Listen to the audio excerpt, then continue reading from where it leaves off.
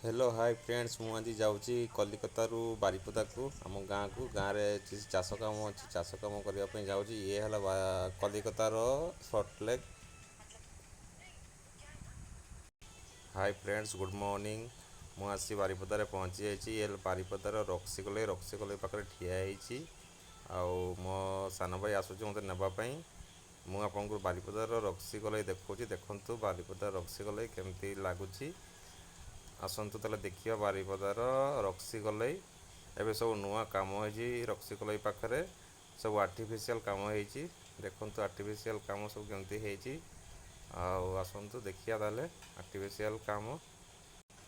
ରାତି ପ୍ରାୟ 10:30 ପାଖାପାଖିରେ ବସ୍ରେ ବସିଥିଲି। ଆଉ ଭୋର ସକାଳ 3:30 ପାଖାପାଖିରେ ଆସିକି ବାରିପଦାରେ ପହଞ୍ଚେଇ ଦେଲାଣି ବସ୍। ଟାୟାର୍ଡ଼ ମଧ୍ୟ ବହୁତ ଲାଗୁଛି।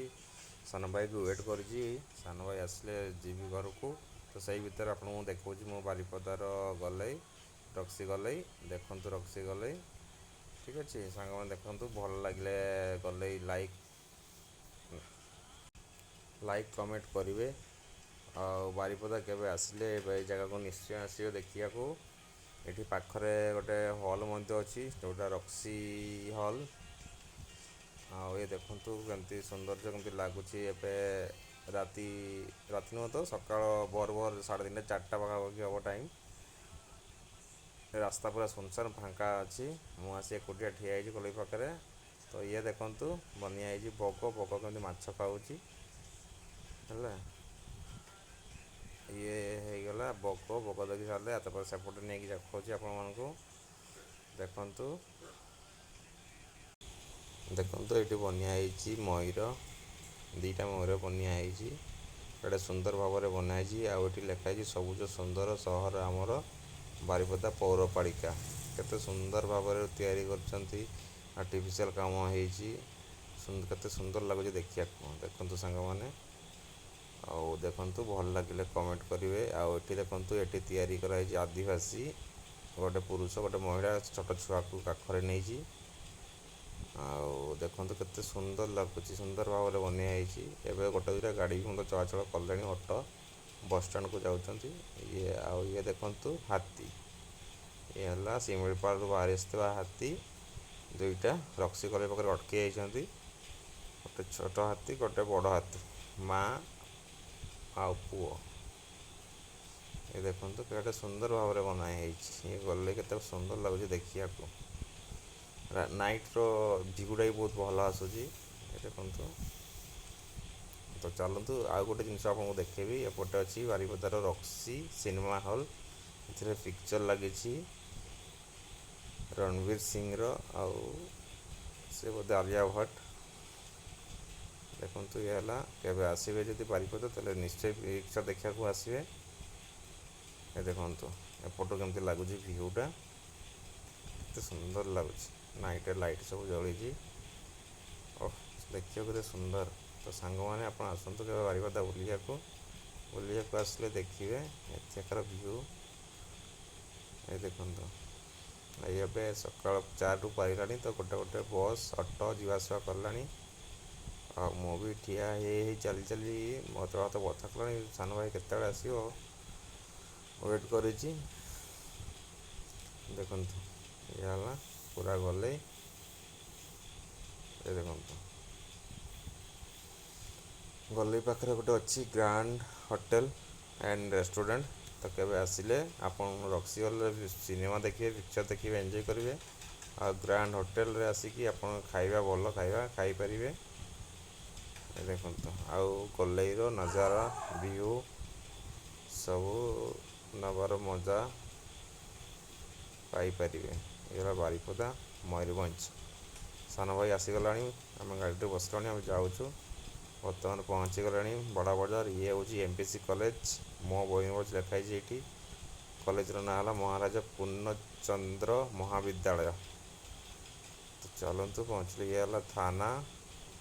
ଆଉ ଟିକେ ଆଗକୁ ହେଇଗଲା ଆମର ବାରିପଦାର ବଡ଼ଦାଣ୍ଡ, ଯେଉଁଥିରେ ଅଛି ଆମର ଜଗନ୍ନାଥ ମନ୍ଦିର। ଦ୍ୱିତୀୟ ଶ୍ରୀକ୍ଷେତ୍ର ନାମରେ ଯାହା ପରିଚିତ ବାରିପଦାର ଜଗନ୍ନାଥ ମନ୍ଦିର। ଦେଖନ୍ତୁ ରଥ ସରିଛି, ରଥ ଖୋଲା କାମ ଚାଲିଛି। ସିଏ ହେଲା ଶ୍ରୀମନ୍ଦିର। ଏ ଦେଖନ୍ତୁ ସାଙ୍ଗମାନେ, ଏ ହେଲା ବାରିପଦାର। ମୁଁ ବିଲରେ ପହଞ୍ଚି ଯାଇଛି। ହଳ ଚାଲିଛି ବର୍ତ୍ତମାନ। ସାନ ଭାଇ ଟିକେ ପାଣି ପାଇଁ ଇଏ କରୁଛି ଆଉ ହଳ ସେପଟେ ଚାଲିଛି। ମୂଲିଆଣି ଆଉ ଟିକେ ବେଳକୁ ଆସିଯିବେ ତଳି ଉଠାଇବା ପାଇଁ। ଇଏ ହେଲା ଆମ ବିଲ।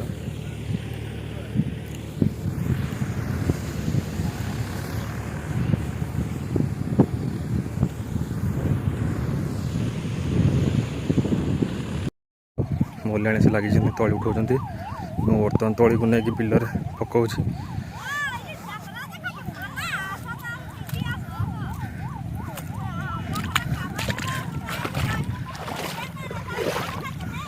ମୁଁ ବର୍ତ୍ତମାନ ତଳି ଫିଙ୍ଗିକି ସାରିଦେଲିଣି। ସାନ ଭାଇ ସେପଟେ ମାଟି ସାଇଜ୍ କରୁଛି। ଗୋଟେ ଉଚ୍ଚ ଢିପ ଅଛି ଆଉ ମୂଲିଆଣି ବି ତଳା ଉଠାଇ ସାରିଲେଣି ଯଥେଷ୍ଟ ପରିମାଣରେ। ଲଗେଇବେ ବର୍ତ୍ତମାନ। ମୁଁ ଟିକେ ଥକି ପଡ଼ିଛି, ଟିକେ ବସି ପଡ଼ିଛି। ଏ ଦେଖନ୍ତୁ ଆମ ବିଲ।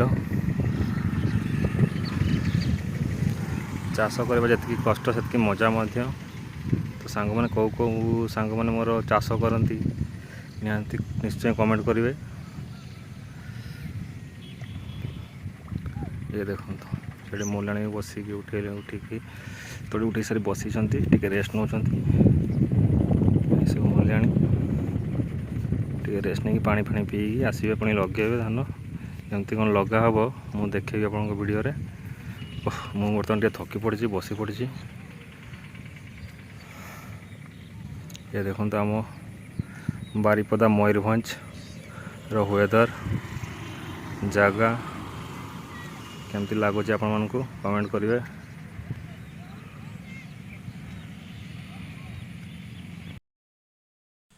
ତ ଦେଖନ୍ତୁ ସାଙ୍ଗମାନେ ଲଗିଆ କାମ ଷ୍ଟାର୍ଟ ହେଇଗଲାଣି। ଗୋଟେ ଧାଡ଼ିରେ ସମସ୍ତେ କେମିତି ଲଗାଉଛନ୍ତି ସିଧା ଭାବରେ। ଆଉ 10 ଜଣ ମୂଲିଆଣି ଅଛନ୍ତି। ପ୍ରାୟ ଆଜି 2 ମଣ ଜାଗା ଅଛି, ସରିବ କି ସରିବନି ଜାଣିପାରୁନି। ଏପଟେ ସାନ ଭାଇ ସାର ପକାଉଛି, ଲାଗୁଛି ମୋତେ ସରିଯିବ ଭଳିଆ। ତ ଦେଖିବା କେତେ କ'ଣ ଲଗାଉଛନ୍ତି, କେତେ ସ୍ପିଡ଼ରେ ଲଗାଉଛନ୍ତି। ତ ସାଙ୍ଗମାନେ ଦେଖନ୍ତୁ ଇଏ ହେଲା ଲଗିଆ କାମ। ହେଇକି ବସି ପଡ଼ିଛି ଟିକେ ଥକାରେ। ମୁଁ ଟିକେ ରେଷ୍ଟ ନେଇ ପାଣି ପିଇକି ଆଉ ଥରେ ପୁଣି ଲାଗିବି ତଳି ବୁହାଇବାକୁ। ଆଉ ବାକି ଯେତେକ ବିଲ ଅଛି ସେଟା ତଳି ବୁହି ସାରିଦେବି। ଓହୋ କି ଗରମ!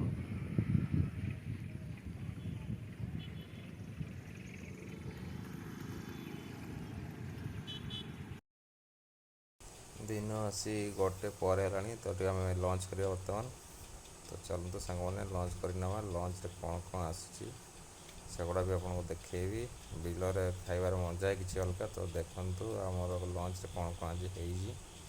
ହେଲା ଭାତ ସାଙ୍ଗରେ ଡାଲି ସାଙ୍ଗରେ ଗୋଟେ ଖଟା ଆଉ ହେଇଛି ଘାଣ୍ଟ ତରକାରୀ। ତ ଦେଖନ୍ତୁ ମୂଲିଆଣିମାନେ ବସିକି ଖାଉଛନ୍ତି ସମସ୍ତେ। ଏ ଦେଖନ୍ତୁ ଇଏ ହେଲା ଖାଇବା। ବିଲରେ ଖାଇବାର ମଜା କିଛି ଅଲଗା। ପୋଇ ଆଉ କାବୁଲ ଚଣା ଆଳୁ ପଡ଼ିକି ଗୋଟେ ଘାଣ୍ଟ ଟାଇପ୍ର ହେଇଛି, ବହୁତ ଭଲ ହେଇଛି ଖାଇବାକୁ। ଟେଷ୍ଟ ମଧ୍ୟ ଲାଗୁଛି ଖାଇବାକୁ। ଆଉ ହେଲା ଆମ୍ବୁଲ ଖଟା। ଦେଖନ୍ତୁ ଖାଇବା। ବିଲରେ ଆପଣମାନେ କେବେ ଖାଇଛନ୍ତି କି ନାହିଁ? ଚାଷ ସାଙ୍ଗମାନେ କାଲି ପୁରା କମ୍ପ୍ଲିଟ୍ ହେଇପାରିନଥିଲା ଚାଷ, ଲଗା ସରିନଥିଲା। ଆଉ ଅଳ୍ପ ଟିକେ ବାକି ରହିଯାଇଛି। ଏଇ ବିଲଟା ବାକି ଅଛି। ଆଉ ସେଇଠି ମୂଲିଆଣି ଲାଗିଛନ୍ତି, ତଳି ଉଠାଉଛନ୍ତି ବର୍ତ୍ତମାନ। ଆଉ ଘଣ୍ଟେ 2 ଘଣ୍ଟା ପରେ ତଳି ଉଠି ସାରିଲା ପୁଣି ଲଗା ହେବ। ଆଜି ସରିଯିବ ପ୍ରାୟ ଆଶା କରୁଛି। ଆଜି ମୂଲିଆଣି ଟିକେ କମ୍ ଆସୁଛନ୍ତି, 4 ଜଣ ମାତ୍ର ମୂଲିଆଣି ଆସିଛନ୍ତି। 4 ଜଣ ଠିକା ଲଗାଉଛନ୍ତି, ଯେତିକି ଉଠାଇବେ ସେତିକି ଲଗାଇବେ। ତ ସେ ଅନୁସାରେ ଆଜି କାମ ହେଉଛି। ଆଜି ସରିଯିବ। ତ ଆଜି କେମିତି କ'ଣ ଲଗାଇବେ, କେମିତି କ'ଣ କରିବେ ସବୁ ଆପଣମାନଙ୍କୁ ଦେଖାଇଦେବି। ଦେଖିବେ, ଏନ୍ଜୟ କରିବେ। ଆଉ ଚାଷ କେମିତି ହୁଏ ସେଇଟା ବି ଦେଖିବେ। ଯେଉଁମାନେ ଚାଷ କରନ୍ତିନି ସେମାନେ ଦେଖିବେ ଚାଷ କେମିତି ହେଉଛି। ଆଉ ମାନେ ଚାଷ କରନ୍ତି ସେମାନେ କମେଣ୍ଟ କରିବେ। ଦେଖନ୍ତୁ ବିଲ ସବୁ ଲାଗିଯାଇଛି। ଏଇ ବିଲଟା ଗୋଟେ ବାକି ଅଛି। ଆଉ ତଳି ବିଲଟା ତା ସାଙ୍ଗକୁ ଲାଗି ଆଉ ଗୋଟେ ବିଲ ଅଛି, ସେଇଟା ଲଗା ହେବ। ଆଉ ତ ଠିକ୍ ଅଛି ସାଙ୍ଗମାନେ, ମୁଁ ଦେଖିବି ଲଗାଇଲା ଭଳିଆ ଭିଡ଼ିଓ। ତ ଦେଖନ୍ତୁ ଲଗା ଷ୍ଟାର୍ଟ ହେଇଗଲାଣି। ଲଗାଉଛନ୍ତି ବିଲ। ସେଇ ମୂଲିଆଣି ଯେତିକି କାଲି ଥିଲା ଆଜି ମଧ୍ୟ ସେ ସମସ୍ତେ ଅଛନ୍ତି। ଆଉ ଆଜି ସରିଯିବ। ଏପଟେ ଦେଖନ୍ତୁ ଏଇଟା ଯେଉଁଠି ତଳି ପଡ଼ିଥିଲା ବିଲଟା, ସେଇ ବିଲଟା ସେଇଟା ବାକି ଅଛି। ଏଇଟା ଦୁଇଟା ଯାକ ଲଗା ସରିଗଲା। ଆଉ ସେମାନେ ଦେଖନ୍ତୁ ଏଠି ଗୋଟେ ନୂଆ ମନ୍ଦିର ହେଇଛି ଏବେ ନୂଆ କରିକି, ମୁଁ ବି ଦେଖିନଥିଲି। ଏଇ ତ ଦେଖନ୍ତୁ ରାମ ମନ୍ଦିର ବହୁତ ଭଲ ହେଇଛି, ବହୁତ ସୁନ୍ଦର ହେଇଛି। ମେନ୍ ରୋଡ଼ ଉପରେ ହିଁ ହେଇଛି ମନ୍ଦିରଟା। କେବେ ଆସିଲେ ଏଠି ମଧ୍ୟ ଆସିକି ବୁଲିକି ଯିବେ, ଶ୍ରୀରାମ ମନ୍ଦିର ଦେଖିକି ଯିବେ। तो ସାଙ୍ଗମାନେ ଭିଡ଼ିଓଟି ଭଲ ଲାଗିଲେ ଲାଇକ୍ କମେଣ୍ଟ ଚ୍ୟାନେଲଟାକୁ ସବସ୍କ୍ରାଇବ୍ ମଧ୍ୟ କରିନେବେ। ତ ଥ୍ୟାଙ୍କ ୟୁ ଭିଡ଼ିଓ ଦେଖୁଥିବାରୁ ଧନ୍ୟବାଦ ସାଙ୍ଗମାନେ।